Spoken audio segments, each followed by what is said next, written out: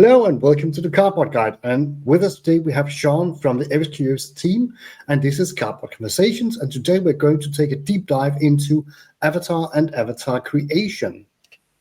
Hi there, Sean. It's good to see you again.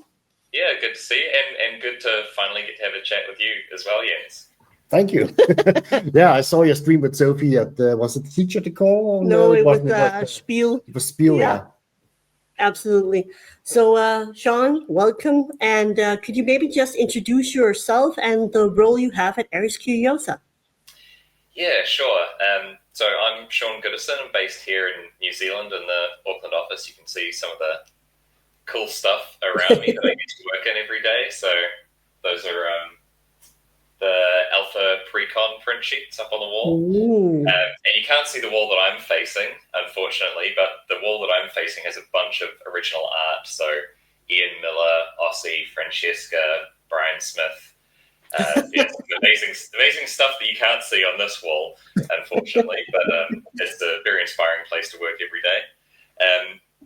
And as we are a small team, I wear a few hats, but the main thing that I do is game design, bit of graphic design, and as of recently, a little bit of assisting with some of the art direction with a couple of the artists this year. Okay, cool. So that's like a hand in everything. That's pretty cool. Yeah, no, it's good. Nice. So today we wanted to sort of like really focus on a specific topic, and we were like discussing back and forth what would be interesting. And the avatars are super crucial to the game. So we thought we would just like have a chat about the avatars, and maybe even like one of the avatars that was spoiled for Gothic. We have the Necromancer. So like overall, can you take us through what goes through your mind when you're designing an avatar? What do you need to think about? What considerations need to be made? Yeah, a lot of the kind of kicking off point, I guess, for an avatar is thinking about the kinds of archetypical heroes or like large characters that you might find in whichever setting we're currently exploring. So, for example, in Arthurian legends, we have like Templar, which Archimago being kind of this Merlin-esque kind of seer character, and the Druid. Those are all very kind of top-down, like very archetypical characters for the setting. Yeah, so that's one thing, trying to think about what are these big names, and then kind of trying to boil that down to its essence. So what does it mean to be that thing?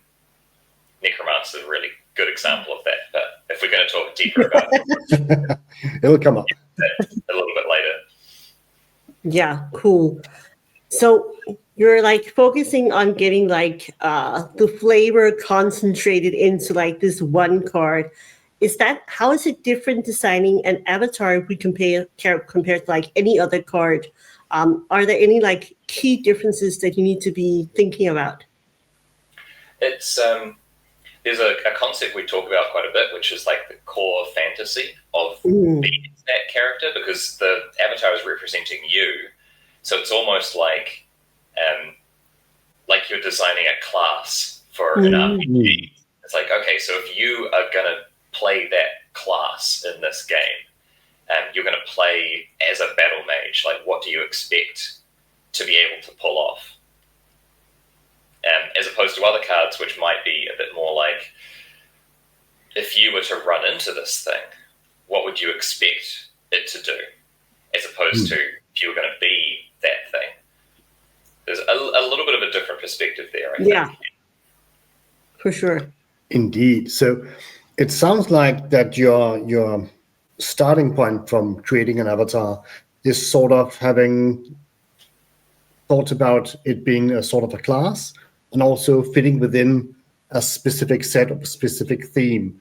But what is the starting? Is that the starting point, or do you start with the mechanic or the art or the title, or yeah?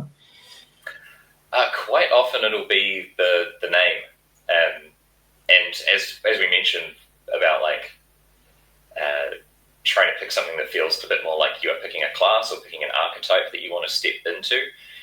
That's really part of it, and one of the reasons why we try to find these names that are so simple and kind of iconic. Mm. That makes a lot of sense. Also because like you have like some of the elemental avatars. Now we're getting like more thematic in the precons with like dual elements, but themes like the Necromancer, for example. So is there like an intentional overlap between having a very sort of big overlapping title for the avatar and then keeping them neutral in terms of like face? They all have like hoods or like covered. Is there like some overlap there? Yeah, because the whole idea is that you should be able to kind of you're inserting yourself into the game through the avatar, and so having them be a bit faceless and usually hooded, or if not hooded, maybe wearing a helmet or something that kind of covers their face, helps you to kind of put yourself in that position a little bit. Absolutely. So I was thinking about something because we usually have some questions in advance, but this one came to me a bit later on.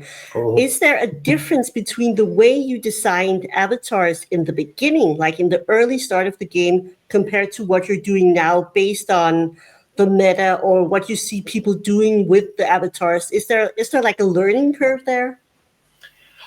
Certainly when it comes to designing the mechanical side of them. Because as mentioned, kind of start from that top-down perspective of going, okay, well, we know we need to have a Necromancer in the set because it wouldn't be Gothic without one.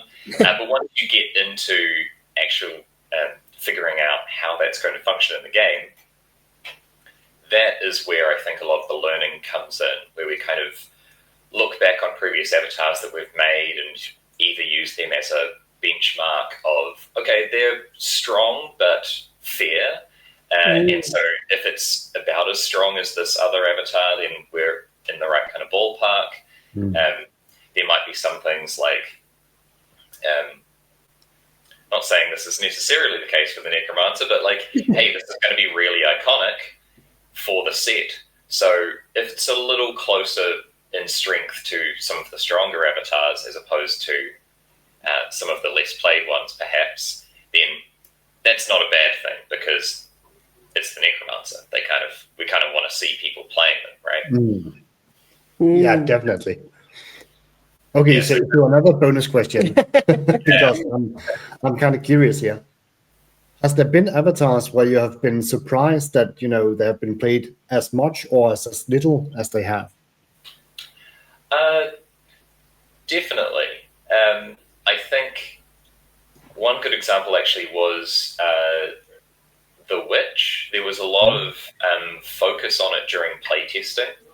A couple of the different abilities playtesters really honed in on and had some concerns about like power level and stuff like that. And maybe it is because we toned it down a little bit based on that feedback. But there's always stuff like that where, people expect something to be very, very powerful and therefore played a lot. And in this particular case, it wasn't. There's still lots of people who play Witch and love to play Witch, but it's not the big scary threat that it was maybe blown up to be a little bit in some of the play testing. And other ones, like I think we knew Druid was quite strong just because they're quite a generalist. But obviously, once things get out into the public and you've got thousands and thousands of people kind of essentially performing a continuous playtest of the game, people will always find new things. It's impossible to account for everything. But that's another thing that we're learning from as well, seeing how things interact once they kind of hit the community, and that gives us even more feedback that we can use to balance things and stuff to keep in mind for future design. Yeah. So speaking of future design, are there cards out there right now that are meant to be an adjustment of some avatars because you felt like, ooh, we might need to bump that or nerf that? Are there any cards out there right now that you guys know behind the scenes, oh, this was actually meant to do something? Well, there's some things like there's the recently spoiled River of Blood. Yeah. Yeah. For example, which, while not a reaction to like a specific card, is more of a reaction to a certain type of play style. Like, it's one of the base rules of sorcery: you can't heal above your starting life, and that's all part of a philosophy where we don't want people to play a healing-focused game, I guess, where you spend your entire time, because it does happen in other games, right, where it's like you focus all on healing, you don't deal any damage to your opponent, you just wait until you find like your one-turn kill or something like that, and stall the rest of the game by healing yourself as much as possible consistently. And so, because we want healing to be in the game but not be super strong, a card like that, like River of Blood, is great for the meta, because if healing is a dominant strategy, people start playing this more, and so people cut back how much healing they're doing because it's going to be less effective. But then as they cut back their healing, people play less River of Blood because there's less need to counter it. And so eventually the idea is that those things will come to a bit of an equilibrium where the decision to play healing is not such an easy one, because there may be a counter out there and you don't want to have a dead card in your hand, right? Yeah. Yeah, exactly. I remember seeing that card and being like, so instead of 7 life, you're getting 4. I see where this is going. Yeah. 3. It's rounded down. Oh, it's rounded down. I remember it was rounded up. So, okay. So does that mean that, if you get 1 life from Angel's Egg, it's 0? That's, a big 0. Interesting. My fire deck likes this. Yeah. All right. So another great thing in Gothic, besides River of Blood, was that we're going to get 13 new avatars. Is that something that, the number 13 might not be specific because it is a Gothic set? And have you had concerns about how many avatars are going to be out there available for play? No concerns here. It is a lot. To be fair, it's like we're almost doubling the card pool with Gothic, and I think it's about an extra 50% avatars, which is quite a considerable amount. But 13, I think it was a number that we kind of bandied around a little bit early in Gothic development, because it's like, that would be cool to hit that number. And then, of course, we got to a point where we had, I think, probably 11. Yeah, okay, let's do 2 more. Like, well, we've come this far. We might as well do the last one. And there are always card designs with their avatars or not that we produce more than we publish in the final version, right? Yeah. So I think there may have even been 2 or 3 other avatar kind of concepts that didn't make it into Gothic outside of these 13.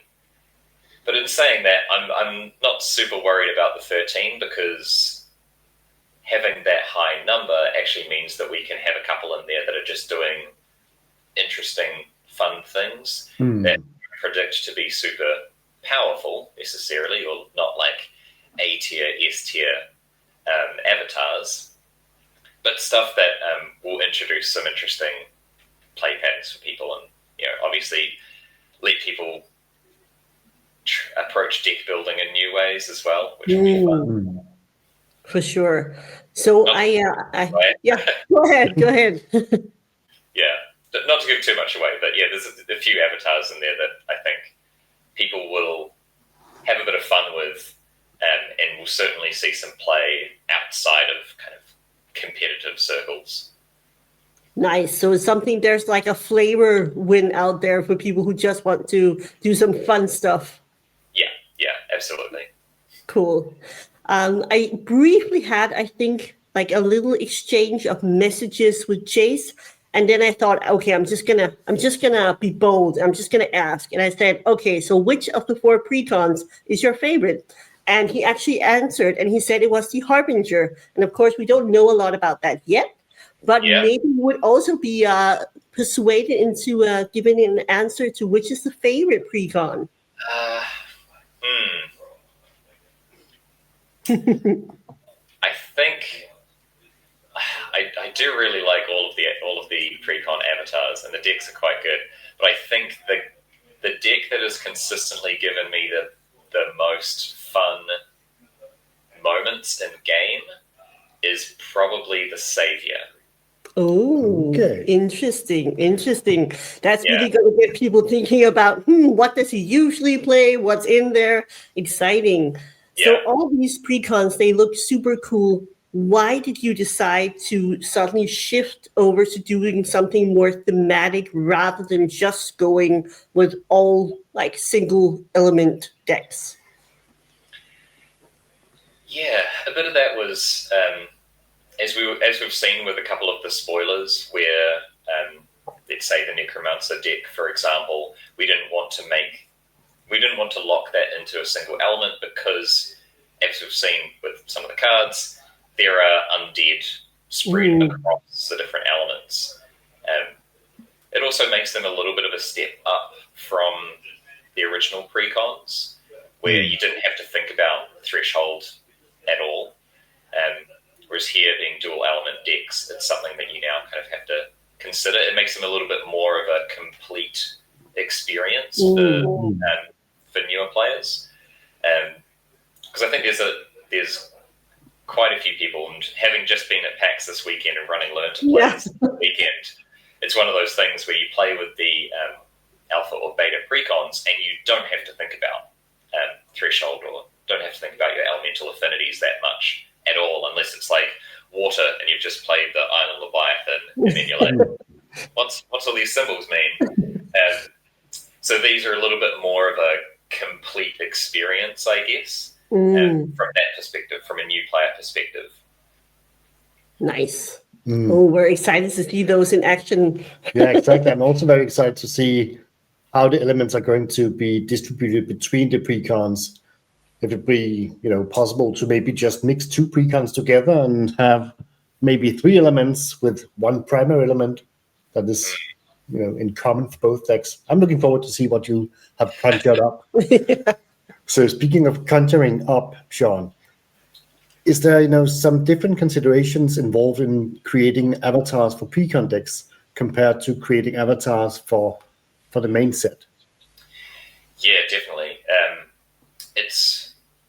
It's a similar consideration to when we look at the rarity that a avatar is going to show up in. So if an avatar is a little bit more complex or has even just a longer rules text in the text box, then they might be considered to be placed at a slightly higher rarity, just so that they're not run into so often. So as we've seen with the Necromancer, the ability on there is very, very simple, very, very straightforward, strong, but very easy to understand, and looks nice and beautiful. Nice and so that's definitely a consideration, especially for pre-con avatars, to make sure that the ability is kind of concise and flavorful, and doesn't take too many read-throughs to figure out exactly what it's supposed to be doing. Yeah. You want to make sure that those are easy enough to understand. Nice. You want to be able to figure out the game plan quickly enough so that if you take the pre-con out, you put the avatar down, you can read the avatar ability and kind of get an impression of, okay, I can see what direction the deck is trying to go. I'm going to be using this ability to do X, Y, and Z. And with that small bit of information, you can feel like you know how you're supposed to play the deck. That makes sense. Also, because you want people to have sort of a quick start experience and just like dive right into actually playing and having fun. Yeah, definitely. Although in that, in the pursuit of that, we've added something to the packaging on these precons that wasn't on previous ones, which is a little 3-star complexity rating. Oh, nice. So is there yeah, different complexity you levels? can pick the ones that are lower complexity as you're learning to play, or if you're an existing player and picking up the precons, you might be more tempted to jump into the high complexity ones. Oh, so there's different skill levels for the decks or different complexities. So where's the Necromancer deck in complexity? I can probably say that's one of the lower complexity ones. Okay, cool. So I think a lot of I people. can't say any more than that, though. Okay, fair. I think a lot of people they tend to gravitate towards like one avatar they really enjoy playing. They like the gameplay that the avatar sort of connects with. Do you have a personal favorite, and has that personal favorite shifted with Gothic? Yeah, I think the abilities on the new avatars. I definitely have a few Gothic decks that are waiting in the wings. That are built and played during playtesting. But I think the avatar abilities are different enough that they're completely new decks from what I have been playing, which is like mostly for the last year, like mono water druid flipping as soon as possible and then dragging things through the thorns, death by 1,000 cuts, which is a lot of fun. But yeah, that's obviously built around having that thorn ability on the druid, and so moving to a different avatar from AL with different abilities. Yeah, there's a couple of decks that I have there, but they're quite different. Nice. So people are going to be able to do like totally new things with Gothic. Yeah, there's one of the decks that I built that is a mechanic that I don't think we've really done yet on any other cards. And so there's a deck kind of archetype, I guess, that you could build into that is completely new. But yeah, I can't really say any more than that without doing Fair. We won't press you. We are very curious, but we won't press you. Yeah, so Maybe ask you about the Necromancer, because that's the one we have right now. exactly, and we want to know more about that Necromancer. So yeah. you mentioned that early on you just wanted the Necromancer because it was such a great fit for the set of Gothic. Yeah. How did you, sort of end up that it's going to be raising skeleton tokens? Because I was thinking that the Necromancer might just want to summon stuff in the cemetery instead.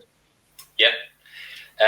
I think coming back to that idea of the core fantasy of like what does it mean to play the Necromancer, and looking back at video games from the 90s is one of our like core inspiration.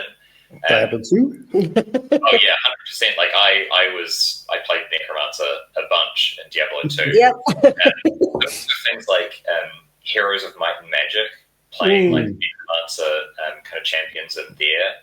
And one of the consistent parts of playing Necromancer, the consistent parts to that core fantasy that keeps coming up is this idea of the undead swarm.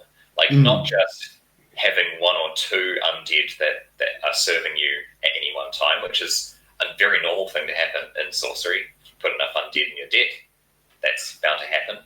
But the idea of the swarm of undead, this army that is just continuously rolling forward, kind of unstoppable, that was the thing that we landed on. That like, okay, outside of making a card that says that it's a bunch of skeletons, how do we actually get that feel?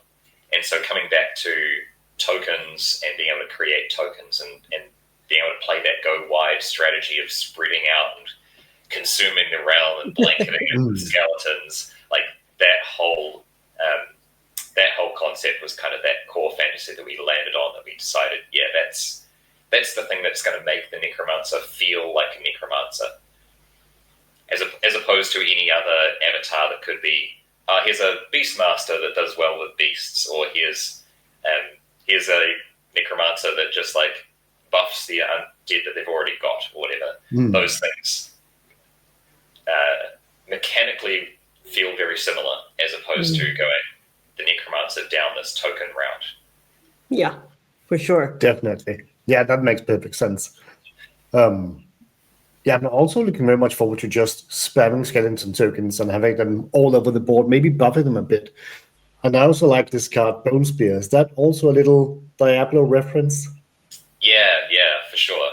And that's definitely a play style that we wanted to enable, this idea of playing out a bunch of skeletons, having them swarm over the board, but also using your skeletons now as a resource. Yeah. So the idea of the Necromancer being able to take one of those skeletons and like manipulate the bones into a new shape and then throw them off as like this this bone spear, or I think one of the other ones was spoiled, the foul bones, which is little like bird skeleton, things like that as well, of going, okay, this regular 1 power can't move to defend skeleton token, I'm going to smush that down and reshape the bones and turn it into this foul bones now. And so I'm creating it, or being able to manipulate and customize my undead army, turning this one into an airborne thing and this one into a spear.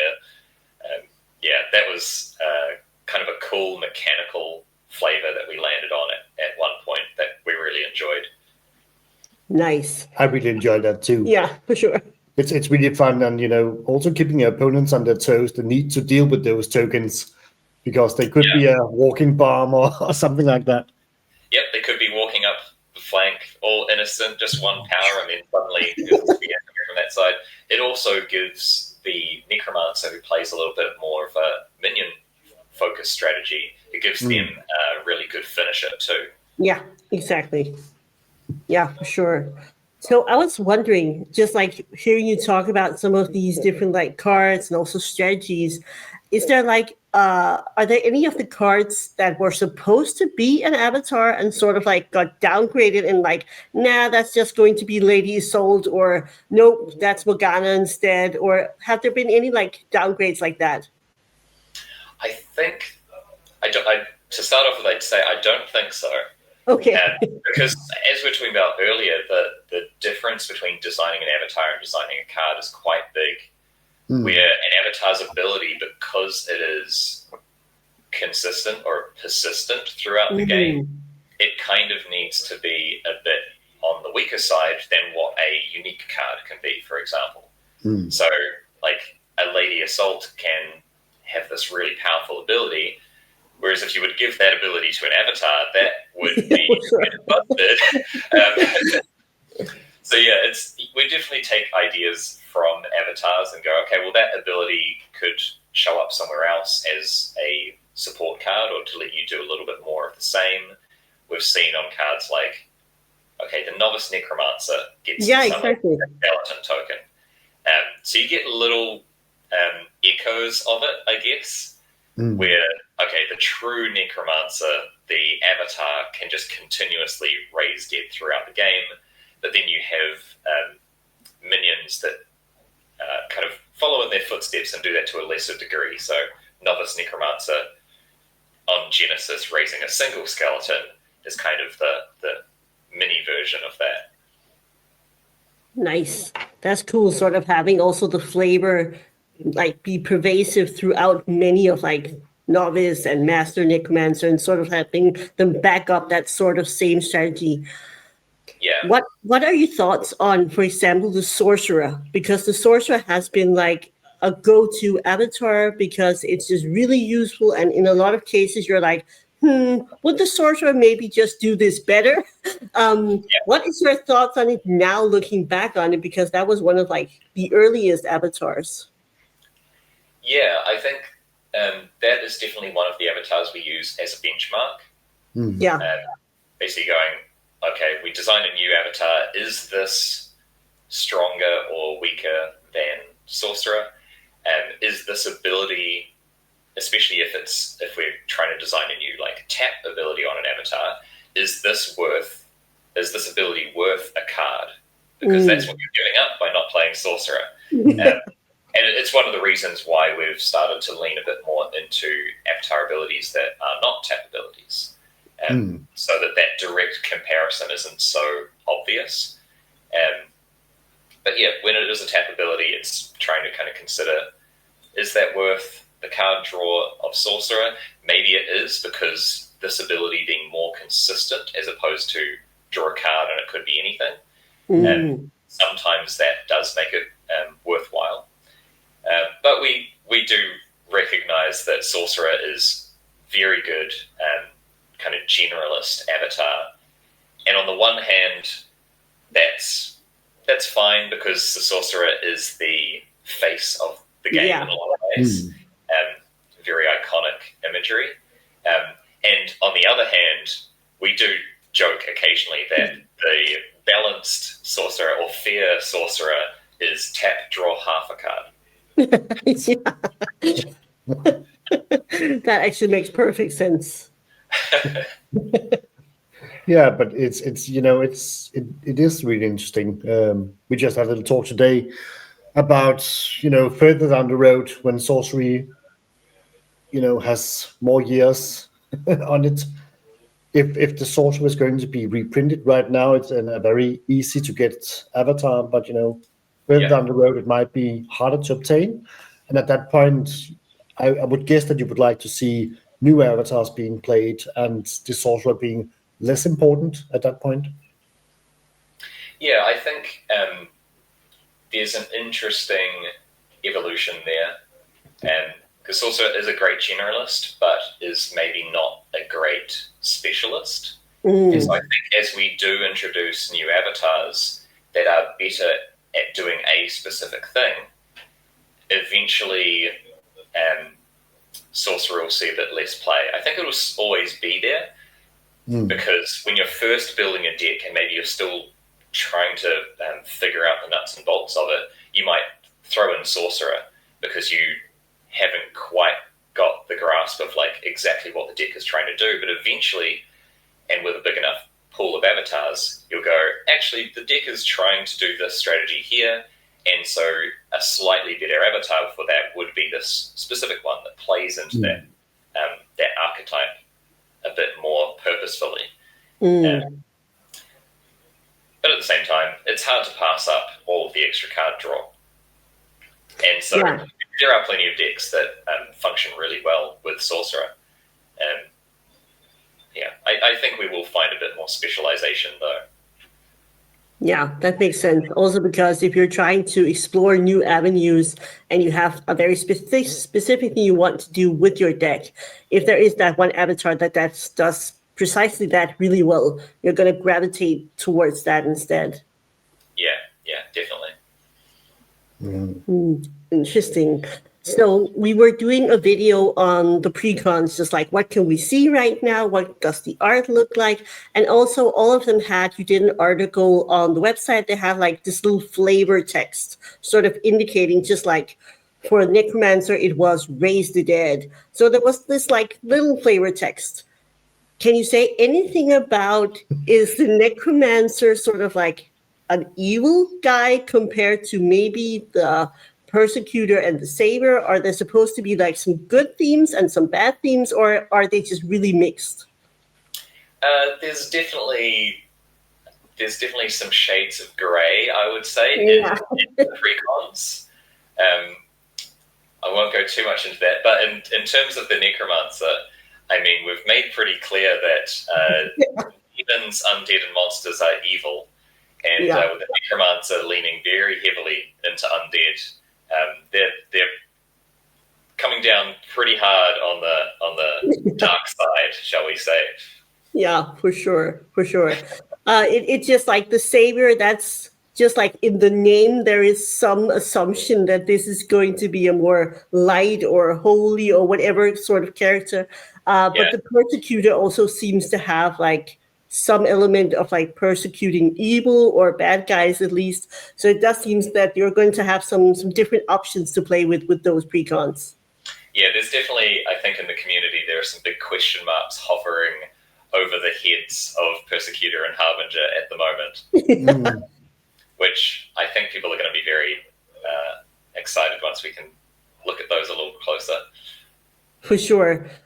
So the rest of the avatars, you did like an article or an announcement that said that there were going to be special Dan Seagrave art for the avatars and the precons. Yeah. What was the consideration behind that?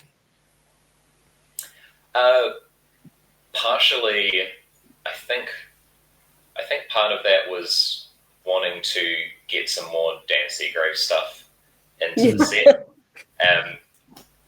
Can you blame us? No. But also, I think there's like a bit of a business decision there as well of like making the precons a really attractive product and like giving people something cool that they get out of it if they buy precons as an existing player or as someone who's already collecting Gothic, I guess.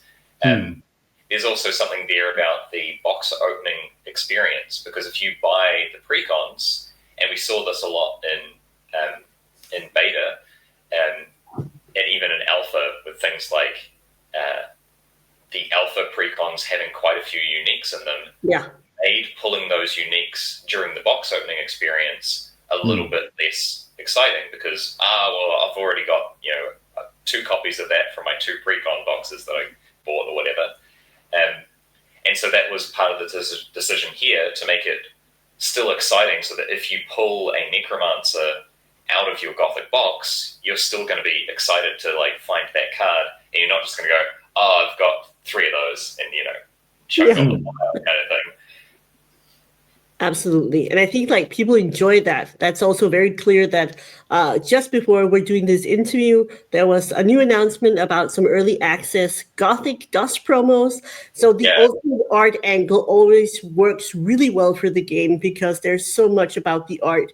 Do you have a favorite piece of art from all the different avatars that are, known or released right now?